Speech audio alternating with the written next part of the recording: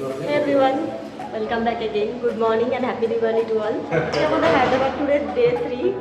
কালকে রামমন্দির film city থেকে এসে এত বেশি টায়ার্ড ছিলাম যে আজকে একদম এনার্জি লেস আমাদের। মুখ চোখ দেখে বুঝতে পারছো। ঘুরতে তো যেতেই হবে, বাড়ির ঘরে তো আর বসে থাকবো না।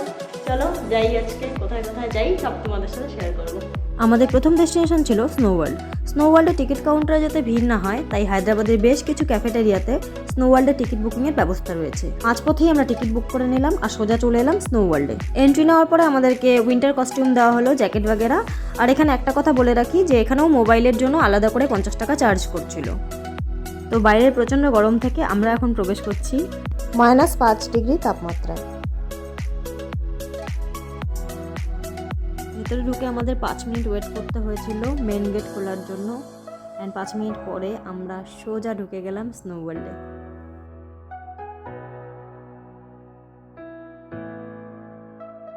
এখানে আমরা প্রচণ্ড এনজয় করেছি, খুব ঠান্ডা ছিল ভিতরে, মানে গ্লাভস খুলে যে শ্যুট করব সেটাতেও হাত একদম জমে যাচ্ছিল, এত ঠান্ডা ছিল। আর 5 মিনিটের জন্য স্নোফলও হয়েছিল। মিউজিকেরও আলাদা অ্যারেঞ্জমেন্ট ছিল, সেটাও এনজয় করেছি। যেখানে যা পাচ্ছি সব কিছু এক্সপ্লোর করে নিচ্ছি আর সব কিছু তোমাদের সাথে শেয়ারও করছি। দেখো, টোটাল টাইমিং ছিল 1 ঘন্টা ভেতরে থাকতে দেওয়া হবে। আমরা ভেবেছিলাম মাত্র 1 ঘন্টা, কিন্তু 1 ঘন্টা হওয়ার আগের মুহূর্তে মনে হচ্ছিলো যে কখন বেরোবো, এত ঠান্ডা লাগছিল। আর এটা ছিল সেই স্নোফলের 5 মিনিট যেখানে হাড় কাঁপানো ঠান্ডা ছিল সত্যি। এটার পরে মানে এত ঠান্ডা লাগছিল যে জমে যাচ্ছিলাম। তখন মনে হলো না, ভেতরেই চায়ের অ্যারেঞ্জমেন্টও ছিল, চায়ের স্টল ছিল। তো আমরা ভাবলাম না, 1 কাপ করে চা খেয়ে নেওয়া যাক, তাহলে একটু গরম হবো। চা খাওয়ার পরে একটু মনে হচ্ছিল যে হ্যাঁ এখন ঠিক আছে, কিন্তু বাঙালিদের যে কোনো জায়গায় গেলে একটা নিয়ম আছে যে 1 ঘন্টা টাইম আছে, মানে 1 ঘন্টাই থাকতে হবে। 59 মিনিটও যদি থাকি, 1 মিনিটের জন্য আমরা ছাড়তে চাই না কোনো কিছু। তো আমরা সেটাই করলাম, পুরো 1 ঘন্টা এনজয় করলাম। আর করে সেখান থেকে বেরিয়ে সোজা চলে এলাম হায়দ্রাবাদের ফেমাস আতরের দোকানে। এখান থেকে 2 বোতল আতরও কিনে নিয়েছি, সত্যি খুব সুন্দর স্মেল। আমাদের পরবর্তী ডেস্টিনেশন ছিল বিড়লা মন্দির, একেবারে পাহাড়ের ওপরে গিয়ে, খুব সুন্দর, কিন্তু ক্যামেরা অ্যালাউ না। বিড়লা মন্দির থেকে বেরিয়ে আমরা সোজা চলে এলাম প্যারাডাইজে বিরিয়ানি খেতে। হায়দ্রাবাদে এই ডে 3 চলছে, 3 দিন ধরে কন্টিনিউয়াস আমরা ব্যাক টু ব্যাক বিরিয়ানিই খেয়ে যাচ্ছি। এত ভালো খেতে এখানকার বিরিয়ানি, স্পেশালি প্যারাডাইজের বিরিয়ানি আমার সত্যি সব থেকে বেশি ভালো লেগেছে। তো মেনু কার্ড দেখে আমরা বিরিয়ানি অর্ডার করে দিলাম আর ফাইনালি চলে এসেছে আমাদের ডেলিশিয়াস বিরিয়ানি। ফটাফট খেয়ে নেবো, কারণ বিরিয়ানি দেখে খিদে আরও বেড়ে যাচ্ছে। লাঞ্চ কমপ্লিট করতে আমাদের প্রায় বিকেল হয়ে গিয়েছিল আর আমরা সোজা চলে এলাম এনটিআর গার্ডেনে। এটা হলো এনটিআর গার্ডেনের এন্ট্রি গেট। এনটিআর গার্ডেনের ভেতরে নর্মালি একটা পার্ক রয়েছে, বিশেষ কিছু সেরকম পাইনি আমরা। আর একটা টিকিট কেটেছিলাম যেখানে ওই ভূত বাংলো সব ছিল, কিন্তু পুরোটাই একদম বেকার লেগেছে। ওখান থেকে আমরা সোজা চলে এলাম একটি মলে। তো ওখানে মল কিছুটা ঘুরলাম, এদিক ওদিক কিছু সব জিনিস দেখলাম, ভালো মল ছিল। আর সেদিন অ্যাকচুয়ালি ভুলভুলাইয়া 3 রিলিজ করছিল 1 নভেম্বর, কিন্তু এত রাশ ছিল যে আমরা টিকিটই পাইনি। ভেবেছিলাম যে তাহলে রাতে দেখা যাবে নাইট শো, কিন্তু যেহেতু আর দেখা হয়নি তাই একটু এদিক ওদিক ঘুরে তারপর আমরা হোটেলে ফিরে গেলাম। অ্যাজ অলওয়েজ রাত 10:30 বাজতে বাজতে আমাদের খিদে পেয়ে গেছে। জোম্যাটো থেকে অর্ডার করে নিয়েছি রুমালি রুটি আর চিকেন রেশমি কাবাব, ব্যাস খেয়ে নেব। খাবারটা প্যারাডাইজ থেকে অর্ডার করেছিলাম। প্যারাডাইজ মানে হায়দ্রাবাদে খুবই ফেমাস, তবে ওদের এই জিনিসটা আমার খুব ভালো লাগলো যে ওরা নিজে হাতে লিখে একটা গ্রিটিংস পাঠিয়েছে। ডে 4 মানে আমাদের হায়দ্রাবাদ ট্রিপের লাস্ট ডে আজকে। আর আমাদের প্রথম ডেস্টিনেশন ছিল চৌমহল্লা প্যালেস। তো এই মুহূর্তে আমরা আছি চৌমহল্লা প্যালেসের বাইরে টিকিট কাউন্টারের সামনে। এখন আমরা এন্ট্রি করব। এই চৌমহল্লা প্যালেসও কিন্তু রাজা নিজামেরই অজস্র সম্পত্তির একটা অংশ। ভারতবর্ষের সবচেয়ে ধনী রাজা ছিল এই রাজা নিজাম। রাজা নিজামের আরও সম্পত্তি আমি কিন্তু আমার আগের ব্লগে দেখিয়েছি। যারা আগের ব্লগগুলো দেখোনি তারা অবশ্যই আমার চ্যানেলে গিয়ে দেখে আসো। তোমরা যারা ইতিহাস জানতে আগ্রহী তাদের কিন্তু আশা করি অবশ্যই খুব ভালো লাগবে। তো আমরা এখন আছি চৌমহল্লা প্যালেসের ভেতরে। দেখো ঝাড়গুলোই এত সুন্দর। তো এটা হলো প্রথম ঘর যেখানে আমরা এখন এন্ট্রি নিচ্ছি। পুরোটাই একদম তাদের সমস্ত ব্যবহার্য জিনিসপত্র দিয়েই ভর্তি। এটা হলো সেই আমলের ম্যাপ, দেখো কত বড়। ওই পাশেও একটা রয়েছে, এত বড়ই।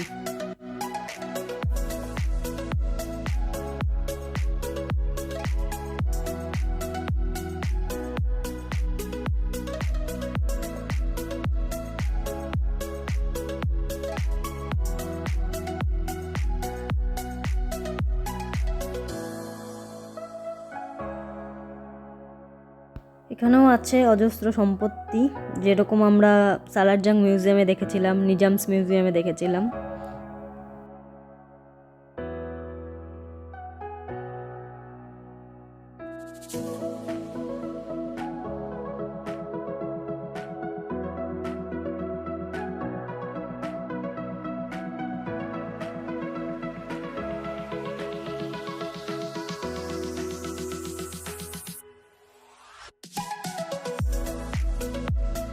সেই আমলের সব লাক্সারিয়াস গাড়ি।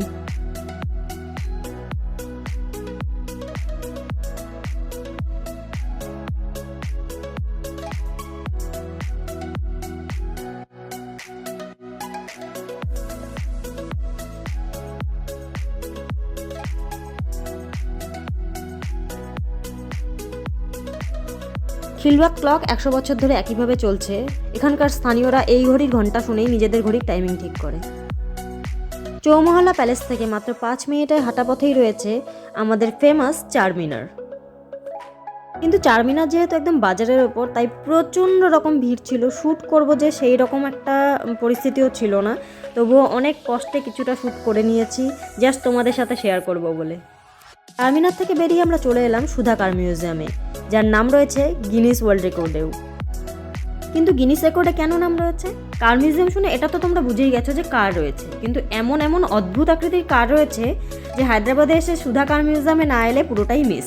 চলো ভিতরে গিয়ে দেখা যাক পৃথিবীর বিরল প্রজাতির কিছু কার।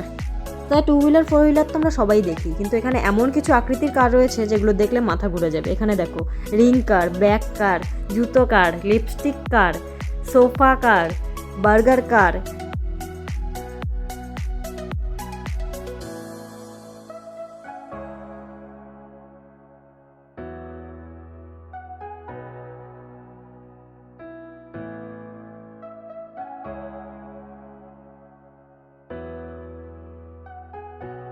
It's a single seater, one can sit comfortably. This is a bed-shaped car. This is steering here. It's fun driving. Everything is handmade. Just ভাবতে পারছো এগুলো কিন্তু সব কার। See a smile on the face, they're laughing at me, shouting at me when I take this on the road. Right from my childhood, I love cars. I was only cars and cars, nothing else. I never thought I would do so many things. And this is Thomas Story. I thought I would engineer or anything. I enjoyed many things, but that's what I was, passion about this. অযোধ্যার রাম মন্দির শেপের কার, এটা very recent বানানো।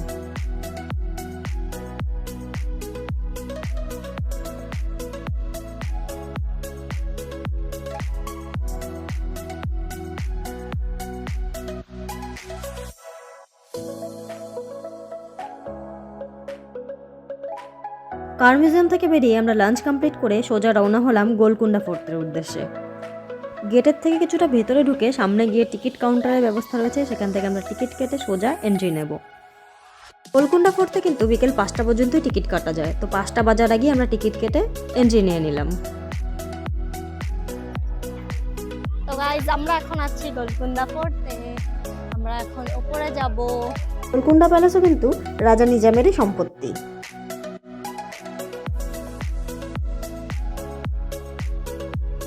গোলকুন্ডা প্যালেসের ভেতরে কিন্তু বহুদূর পর্যন্ত বিস্তৃত। এখন আমরা হেঁটে এগিয়ে চলছি, আমরা অনেকটাই ওপরে যাব, একদম টপ পর্যন্ত যাব, আর গিয়ে তোমাদেরকে ওপর থেকে পুরো হায়দ্রাবাদের যে ভিউ সেটা শেয়ার করব।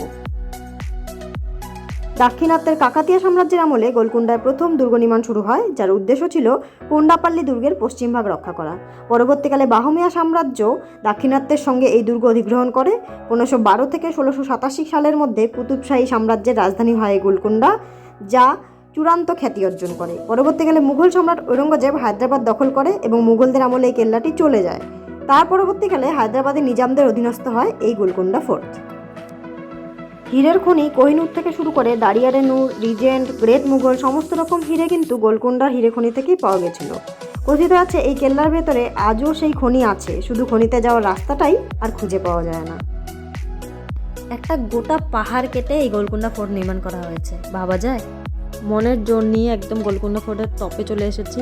চলো তোমাদেরকে এবার নিচের ভিউ দেখাবো। দেখো পুরো হায়দ্রাবাদ শহর।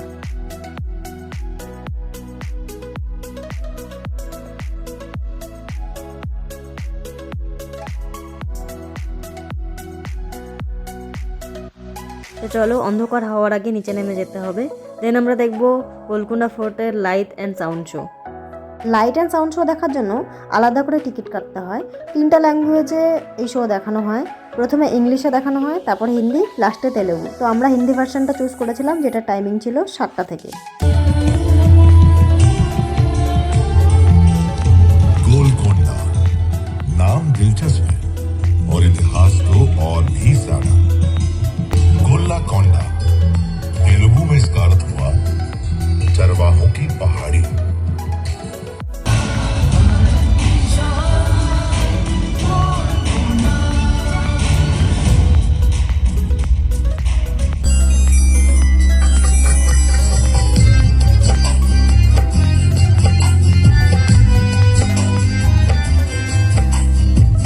गोलकुंडा दुर्ग को और सुदृढ़ करने का आदेश देता हूं। वक्त की ऊंची मीनार पर बैठा मैं निहार रहा हूं गोलकुंडा को।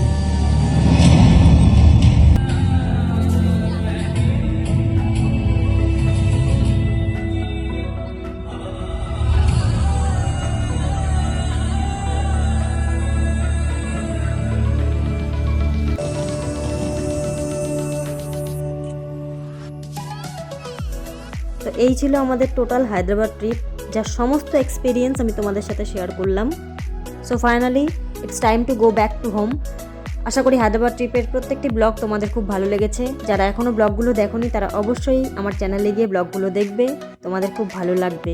আর ভালো লাগলে প্লিজ লাইক কমেন্ট করে দিও, বন্ধুদের মাঝে শেয়ার করে দিও। আর হ্যাঁ, সাবস্ক্রাইব করতে কিন্তু ভুলো না। তো আজকের ব্লগটি এখানেই শেষ করছি। দেখা হবে নতুন ব্লগে, নতুন জায়গাকে সঙ্গে নিয়ে।